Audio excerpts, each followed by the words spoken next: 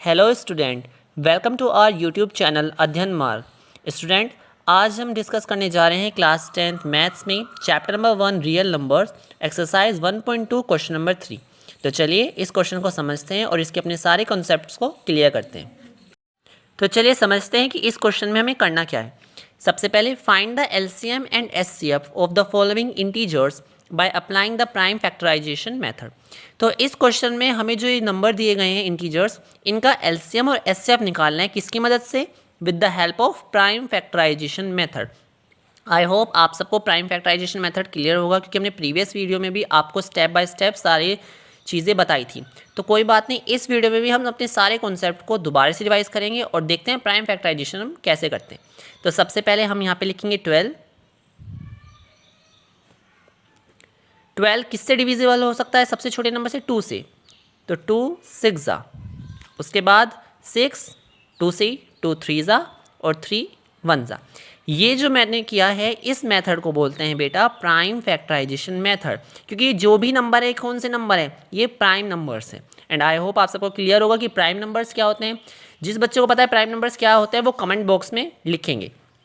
अब है 15 का क्या सबसे छोटा कौन होगा नंबर जो 15 को डिवाइड कर देगा? वो होगा 3 5 ज़ा 15 और 5 तो खुद एक प्राइम नंबर है, तो 5 1 ज़ा।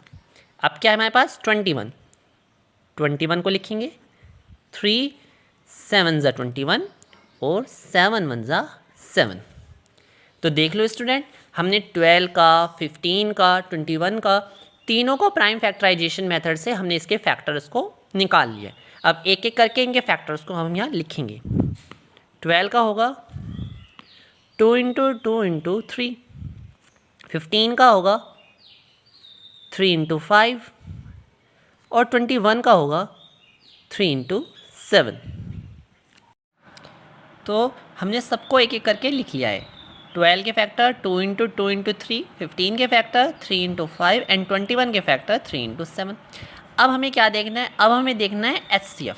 तो हमें पता है एचसीएफ क्या होता है? हाईएस्ट कॉमन फैक्टर, यानी कि इन सब में कॉमन कौन है। देखिए 12 में क्या कॉमन है? 12 के अंदर भी 3 आ रहा है, 15 के अंदर भी 3 आ रहा है और 21 के अंदर भी 3 आ रहा है। तो एचसीएफ क्या होगा? ऐसे हम अपने आप हाईलाइट करने के लिए ऐसे इनको एक साथ ग्रुप कर लेते हैं। तो एचसीएफ क्या होगा इन तीनों का? एचसीएफ होगा आपका 3। क्यों 3 ही क्यों होगा? क्योंकि देखो बेटा, तीनों नंबर के जो फैक्टर्स हैं उन तीनों में एचसीएफ ही कॉमन, वो 3 ही कॉमन आ रहा है। 2 नहीं आ रहा, 5 नहीं है। 2 इसके पास है पर 15 और 21 के पास नहीं है। 5 15 के पास है पर 12 और 21 के पास नहीं है। 7 21 के पास है पर 15 और 12 के पास नहीं है। पर ऐसी कौन सी डिजिट है जो तीनों के पास है? वो है 3। तो इसलिए एचसीएफ के अंदर 3 आता है। ठीक है, अब हमें क्या निकालना है? अब हमें निकालना है इसका एलसीएम। तो एलसीएम कैसे निकलेगा? वो भी बहुत आसान है। एलसीएम में जो ये तीनों में कॉमन है उसको तो हम एक बार लिखेंगे, उसके बाद मल्टीप्लाई का साइन लगाएंगे, फिर लिखेंगे 2 इंटू 2 इंटू 5 इंटू 7। क्या लिखा हमने? 3 को जो तीनों में कॉमन है उसको एक बार लिखा 3, उसके बाद 2 इंटू 2 लिखा, उसके बाद 5 को लिखा, उसके बाद 7 को लिखा। अब ये क्या हुआ? 2 2 ज़ा 4, 4 2 ज़ा 4 3 ज़ा 12, 7 5 ज़ा 35 और 12 की मल्टीप्लाई कर लेते हैं हम यहाँ पे बराबर में। 5 2 10 की 0 1 लग गए, 3 2 6 1 7, 1 5 ज़ा 5, 1 3 ज़ा 3 0, 12 का 2 1 लगा कैरी, 420। तो एलसीएम हमारा कितना है? एलसीएम आया हमारा 420। आई होप आपको ये फर्स्ट पार्ट क्लियर हुआ होगा। बहुत ईजी था, कुछ ज़्यादा हमें इसमें हार्ड टास्क था ही नहीं। 12 15 21 तीन नंबर दिए गए थे, हमने जल्दी जल्दी इनके फैक्टर निकाले। 2 इंटू 2 इंटू 3, 15 का फैक्टर निकाला 3 इंटू 5, 21 के फैक्टर निकाले 3 इंटू 7। उसके बाद इन तीनों को हमने इस तरह से लिख लिया। लिखने के बाद हमने उनके आगे उनके सब फैक्टर्स लिख दिए और फिर जो इन तीनों में कॉमन था वो हमारा एचसीएफ होता है, हम सबको पता है। हमने देखा 3 तीनों में कॉमन है, एचसीएफ हो गया। अब बारी थी एलसीएम निकालने की।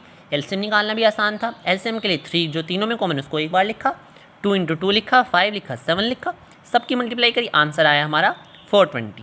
ओके स्टूडेंट, चलिए अब हम प्रोसीड करते हैं अपने सेकंड पार्ट पर। तो स्टूडेंट सेकंड पार्ट में क्या है? सेकंड पार्ट में हमारे पास जो 3 नंबर हैं वो हैं 17 23 एंड 29।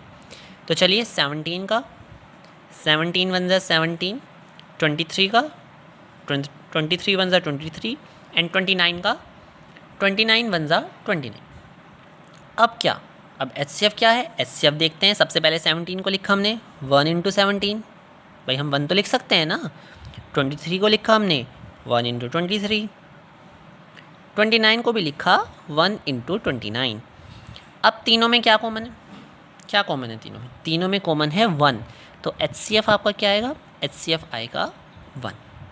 ठीक है, बात करें LCM की, तो LCM के अंदर क्या आएगा, 17 इंटू 23 इंटू 29।